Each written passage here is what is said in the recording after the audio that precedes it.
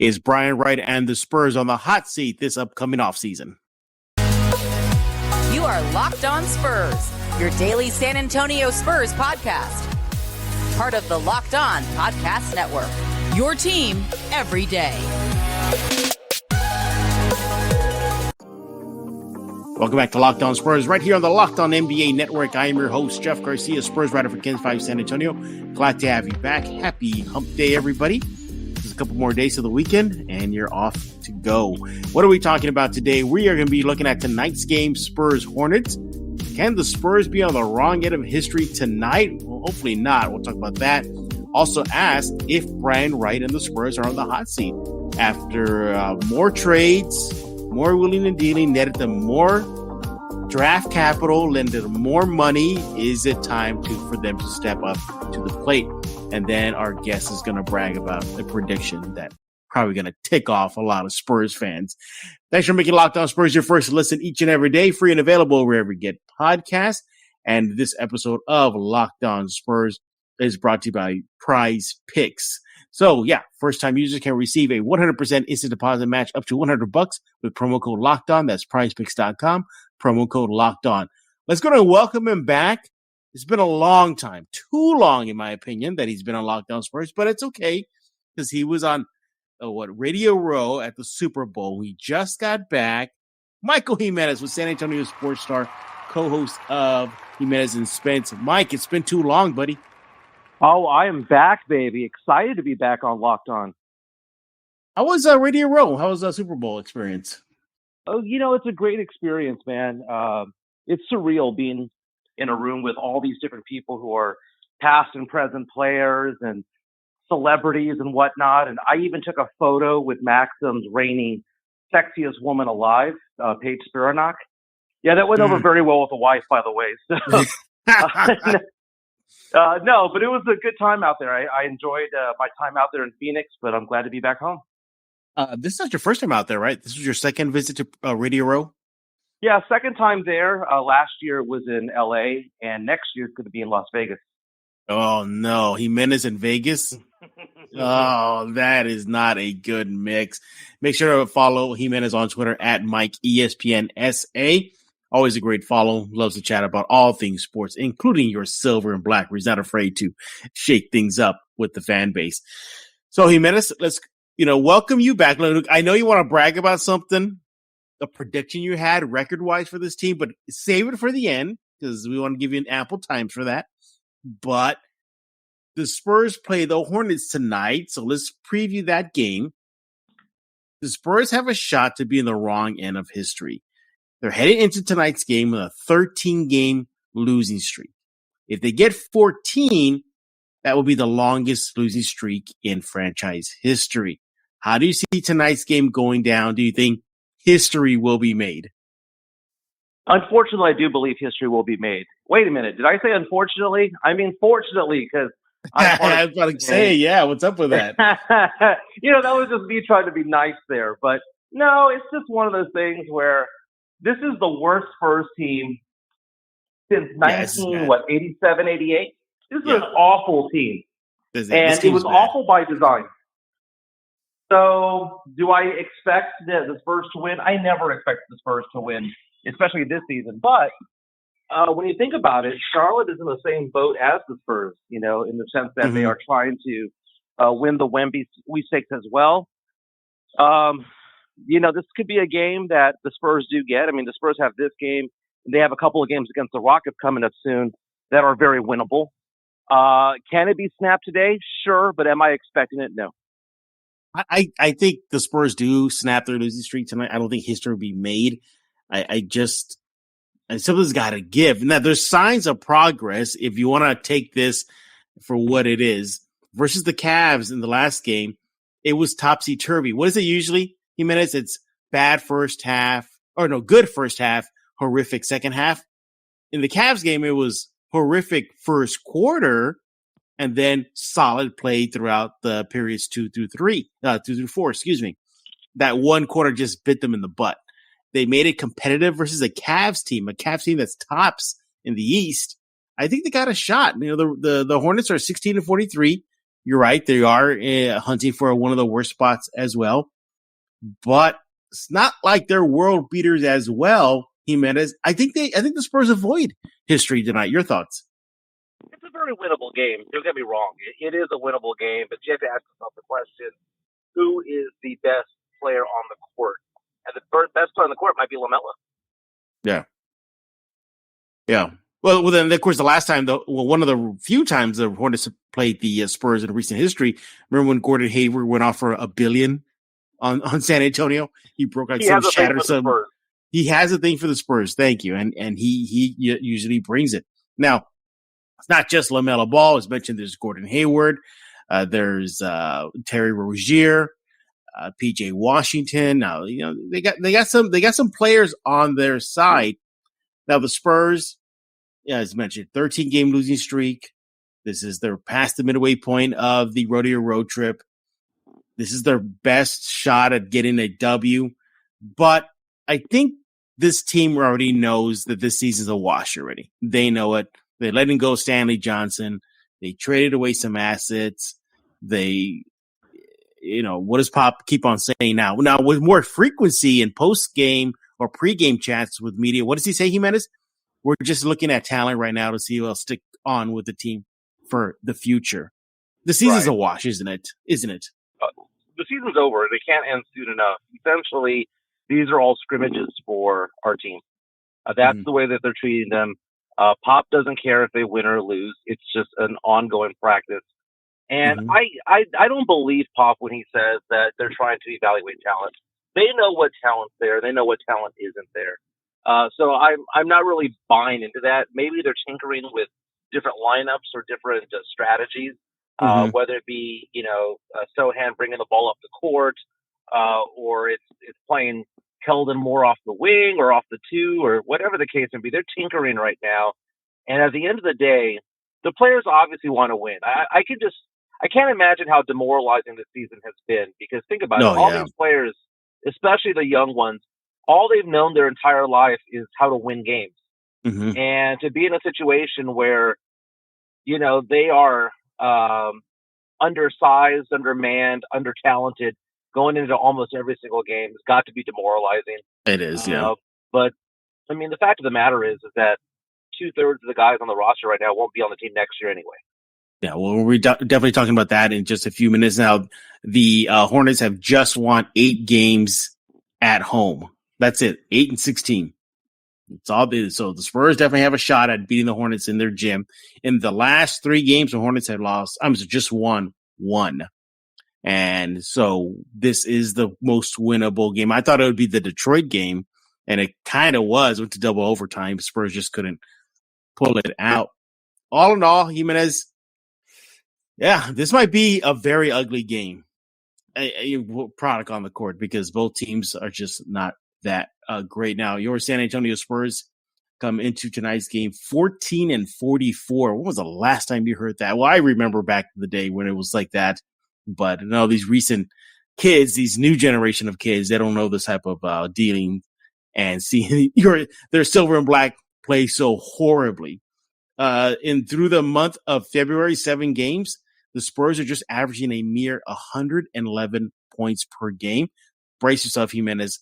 Opponents this month are averaging 125. The defense is just gone. It's not there anymore, Jimenez.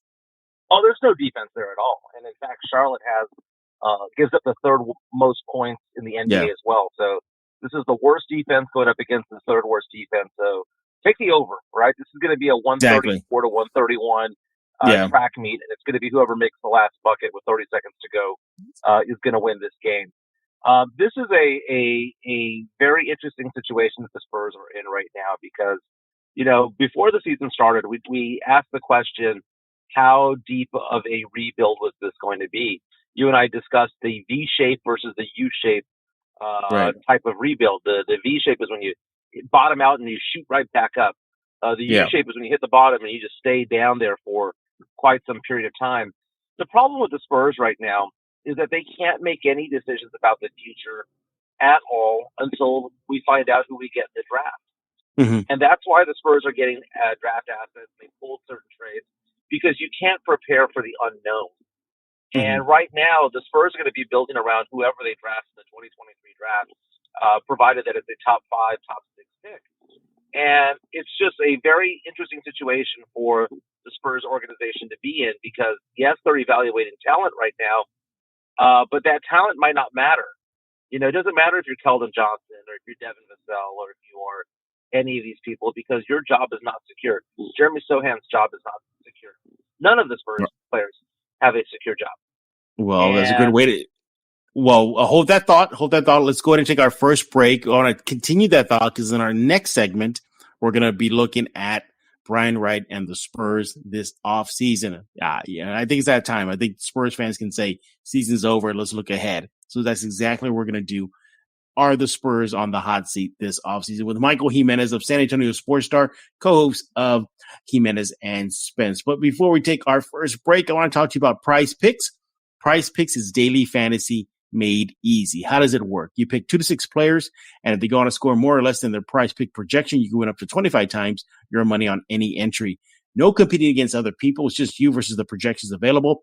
Prize Picks offers any projection on any sport that you watch from the NBA, NFL, MLB, NHL, PGA, college football, boxing, disc golf, Eurobasket, cricket, women's college basketball, and much more. Entries can be made in 60 seconds or less. It's very, very simple. Safe and fast withdrawals, currently operational in over 30 states and Canada. Download the Prize Picks app or go to prizepicks.com to sign up and play daily fantasy sports. First-time users, listen up. You can receive a 100% instant deposit match up to $100 on your bet with promo code Locked On. So if you deposit $100, Prize Picks gives you $100. You deposit $50, Prize Picks will give you $50.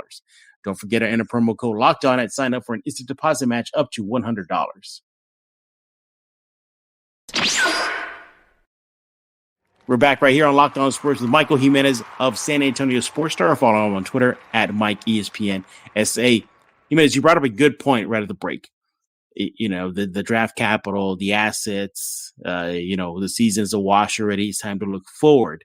So let's go ahead and do that now. So let's look at the big question now. They have a boatload. I mean, a treasure trove, a war chest of picks from the first round to the second round. They have but they actually made more money in the moves they made. They upped their salary cap, so they have more to spend. They're projected to have one of the worst records, if not the worst record in the NBA, and possibly could land picks 1 or 2. And they have tradable contracts, whether that be a Devontae Graham, whether that be Devin Vassell, whether it be somebody else on the roster. Jimenez, is Brian Wright and the Spurs on the hot seat this offseason? Unfortunately, no. Unfortunately, he's not. I had this conversation with Joe Reinagle on Radio Row last week when the Spurs traded Jakob. He and I were kind of arguing back and forth about the fact that the Spurs have so many first round and second round draft picks. And I equated it to, having as many pools on the slot machine as possible, hoping that something comes out. There's some sort of jackpot on the other side of that pool. And I told Reinagle, I was like, this is almost like Brian Wright buying time by saying, hey, look, we have all of these picks coming up. Let me show you what I can do when it's our turn to pick. And, I was taking a look at it. There's a possibility that the Spurs might have 4 or 5 first-round draft picks in the year 2025. Mm-hmm. If certain picks don't convey, they get pushed back because they're protected. They all may land in 2025. It's so bizarre the way that it's all set up. And I'm grateful that the Spurs have this draft capital because at least they're getting something for their players now when in the past we got nothing for it. Mm-hmm. Brian Wright is not on the hot seat because no one knows who the hell Brian Wright is. Whenever somebody is on the hot seat, it's because the Spurs fans or Cowboy fans or whatever fan base is there is calling for their head. No one knows who Brian Wright is because Brian Wright lives in a bunker and doesn't poke his head out. But because of that, and because we know that we're tanking, he's not in any hot seat at all. Interesting.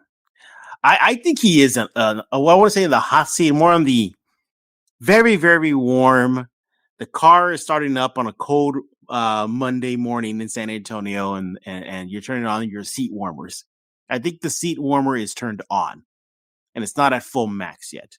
So is he on the hot seat? No. I would say he's on the very, very warm seat, because if they hit on 1 and 2, forget about it. They got to do something now. They have draft capital and money to surround a Scoot or a Wemby with the players needed. They probably have it already with the current roster.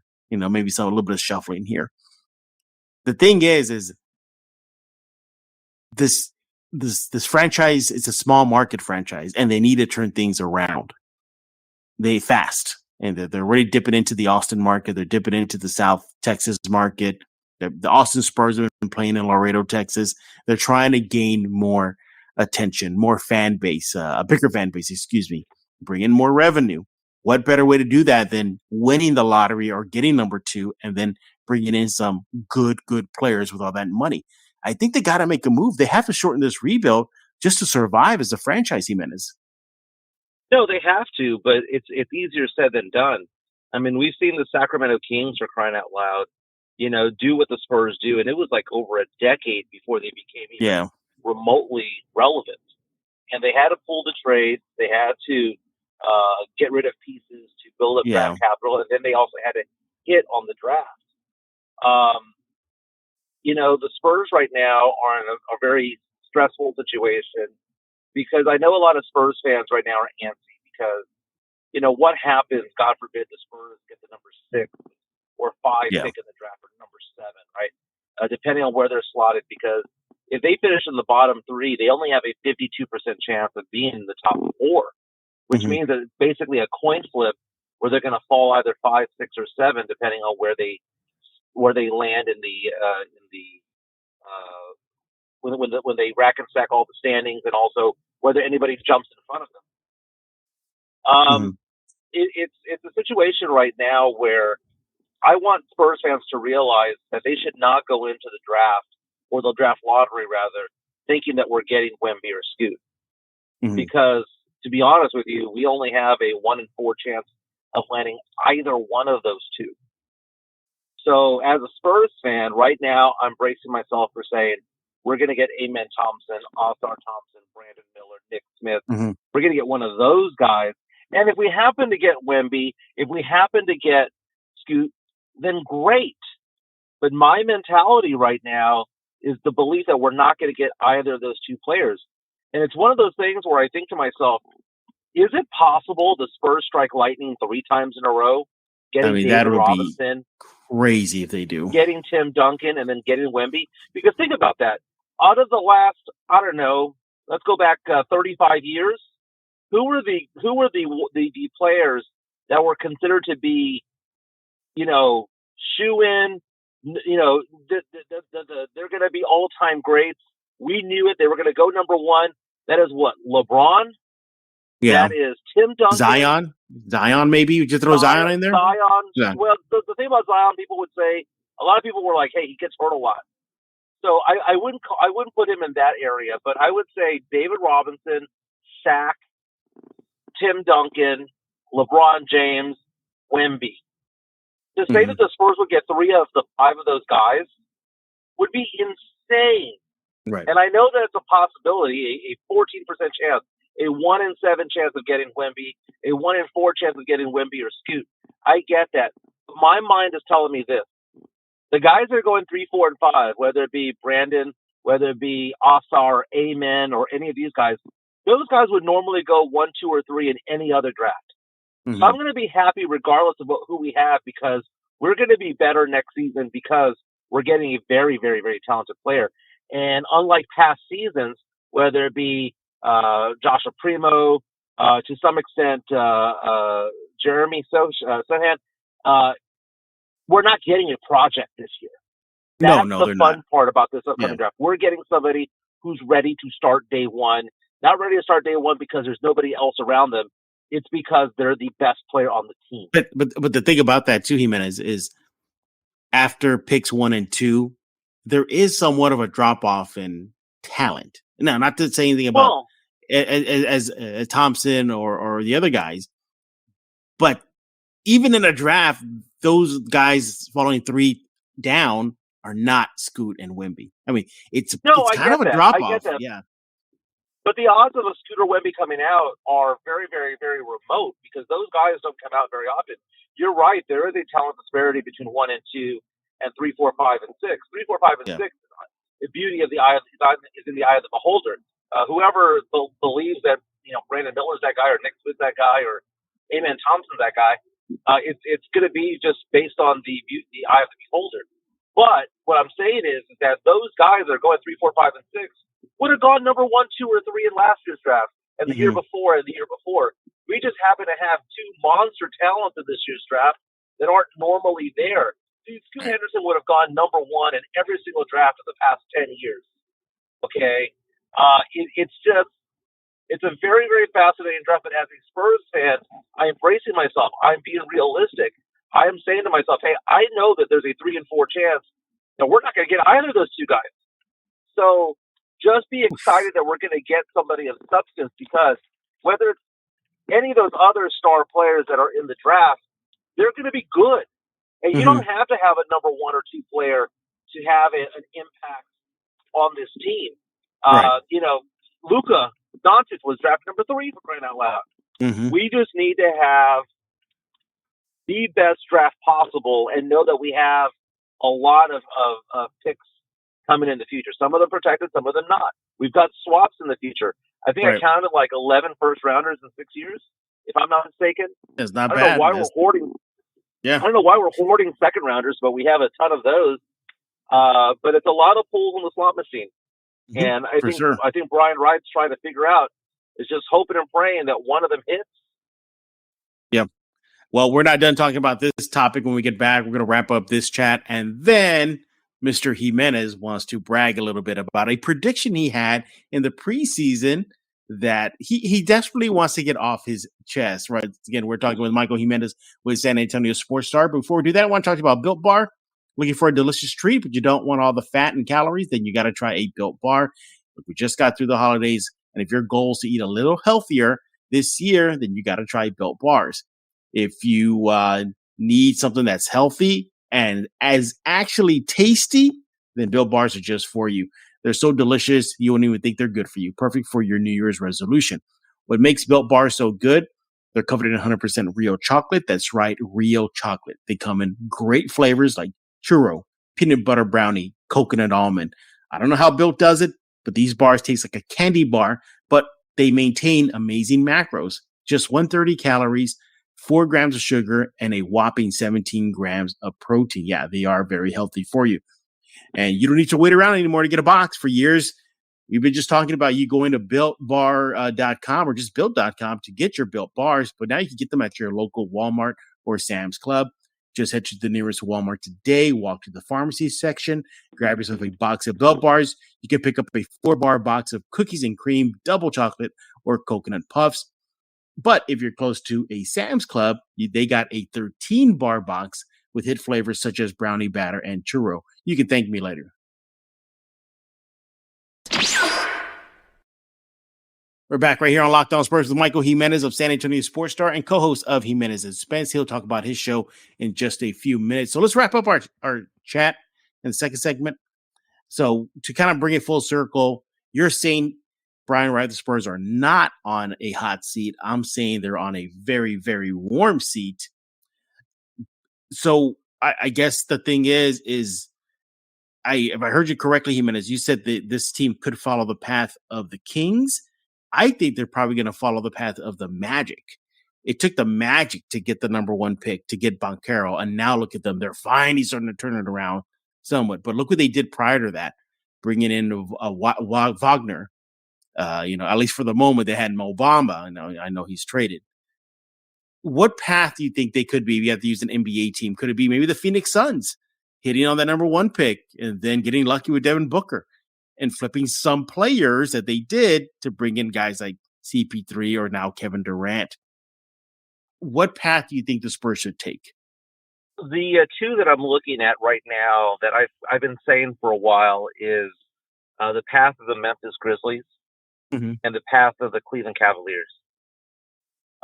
The thing about it, if we get the number 2 pick in Scoot Henderson, isn't that basically the equivalent of getting John Morant? Pretty much, isn't yeah.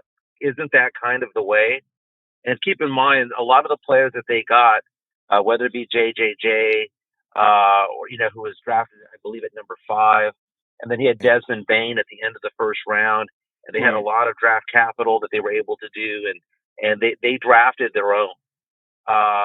Cleveland, they drafted a lot of players in the top 5, whether it be Darius Garland or Evan Mobley and all of these guys, and then they pulled off trades, and they got the key free agent pickups as well. Don't forget another one. I mean, think about it this way. Over a decade ago, it was the Golden State Warriors who drafted Steph and Clay and drafted Draymond Green and pulled a lot of trades as well and were very smart with what they did. I don't think it's going to be like pick one path. I think it's going to be one of the ones where you pick that path based on who you get in this year's draft. If it's Scoot, then you go Memphis's way. If it is Wemby, you maybe go Cleveland's way. Mm-hmm. There are ways of different ways of doing that. Maybe even if they get Wemby, you go the David Robinson, Tim Duncan way. Right. So there's different paths to relevancy. And the question becomes, do the Spurs have any stars on this team? Mm-hmm. Do they have any budding stars? And if we're being realistic about it, I'm not 100% sure that we even have a star on this team. I think we have some potential in the making, whether it be Devin Vassell, Jeremy Sohan, to some extent Keldon Johnson. But we're not going to know until we put somebody good next to them. Because greatness sometimes is not created on your own. You need to have somebody that you feed off of. You feed off somebody's momentum. You feed off of somebody's talent. And it's no different than whenever someone's playing any sport, whether it be tennis or whatever. You play up to your competition, and in some cases you play up to your teammates. Their skill set.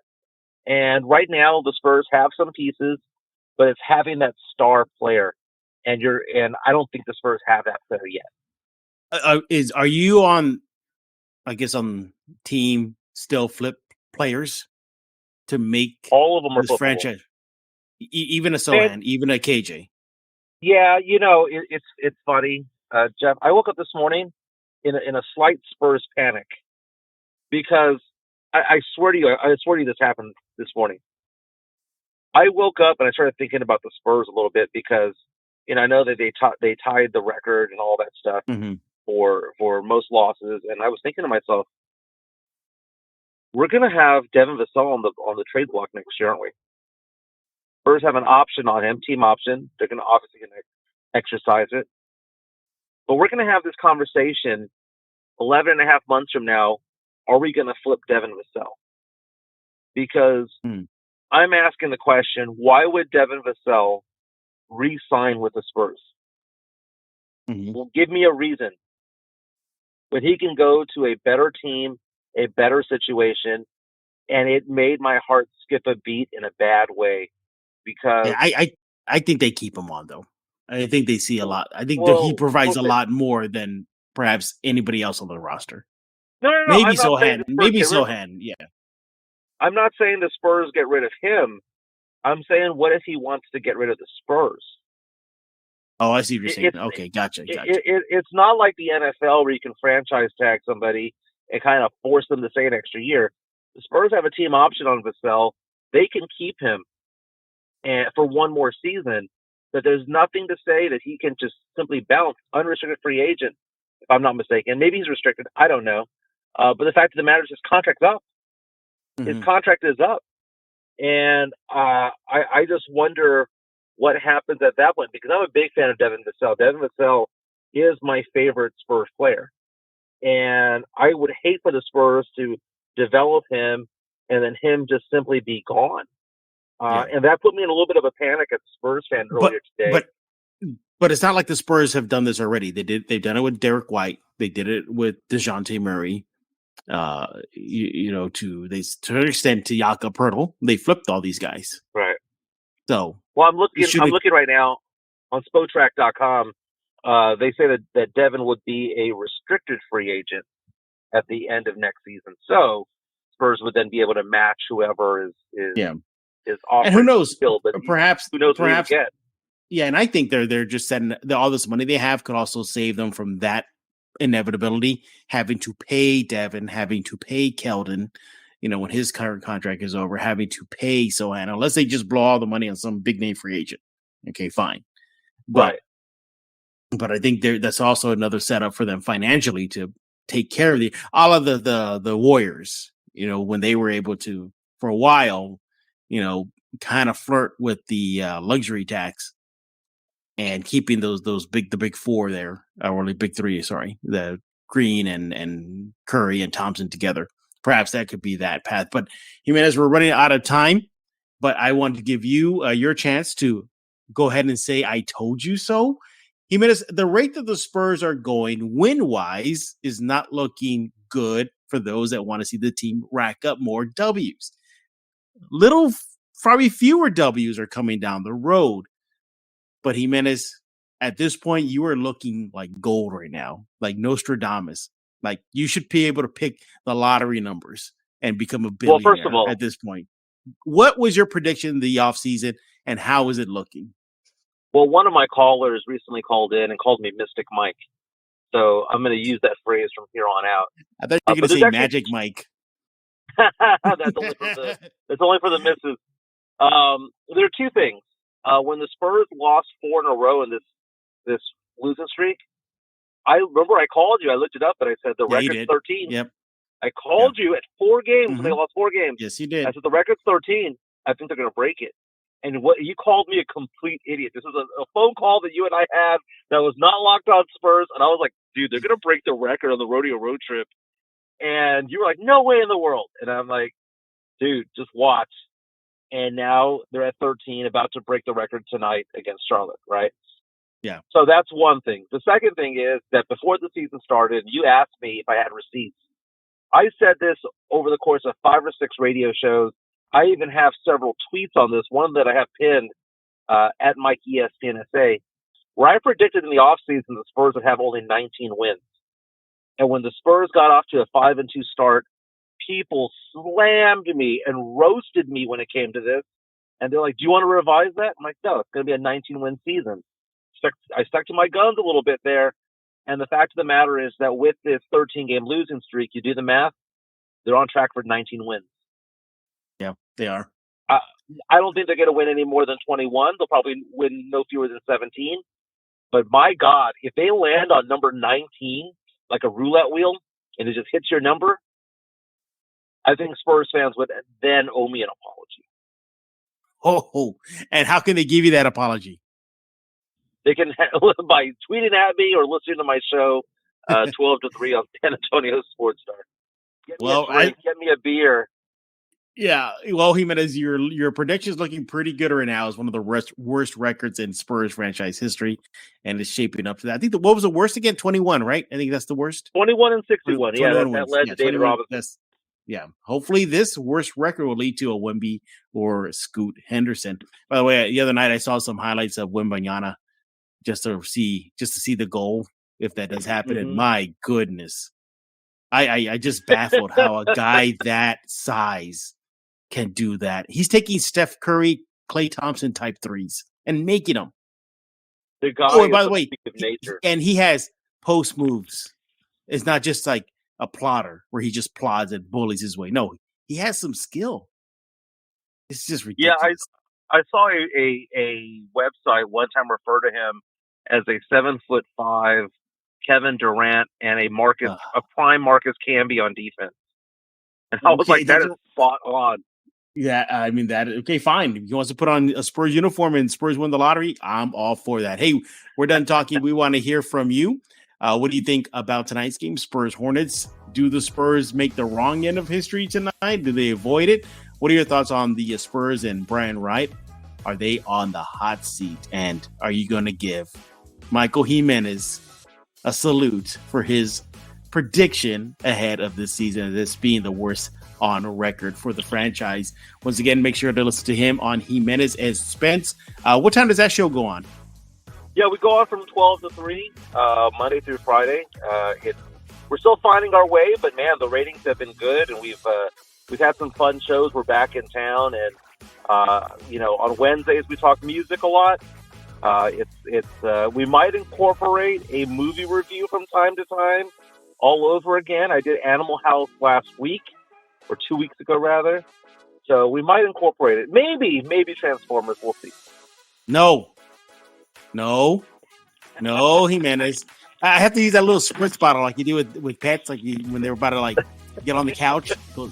Yeah. No, Jimenez. No, bad Jimenez. Bad Jimenez. Bad Jimenez. Don't do that.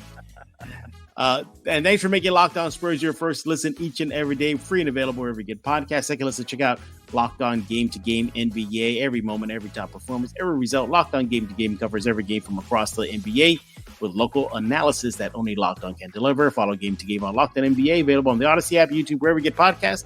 Just like Locked On Spurs, Odyssey app, YouTube, Ken's 5 Plus app, wherever you get podcasts. So for Michael Jimenez, the mystic Michael Jimenez, I am Jeff Garcia. We're going to put a lock on this episode of Locked On Spurs.